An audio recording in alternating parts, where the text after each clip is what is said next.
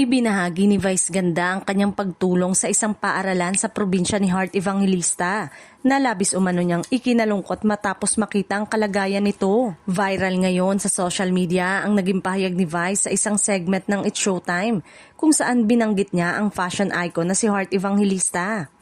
May pinuntahan akong lugar doon sa probinsya nila Heart Evangelista na isang paaralan na walang reading materials, say pa ng komedyante. Pinagawa ko yung eskwelahan at nagpadala ako ng tulong doon kasi walang reading materials. Bulok yung paaralan doon sa lugar nila Heart Evangelista. Kasabay nito, ang pagbibigay din ni Vice na kinakailangan din ng mga paaralan na matulungan ng pamahalaan.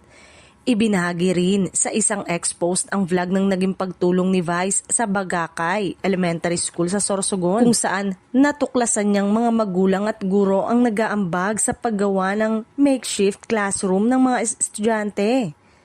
Bilang tulong ay nag-ambag din sa pagpapagawa si Vice, nagbigay ng reading materials at internet at pinaayos na rin ang banyo ng eskwelahan. Bukod pa rito, may maanghang ding pahayag si Vice nang wala namang binabanggit na pangalan. Dapat sinusuportahan to ng gobyerno, mga tricycle drivers, solo parent.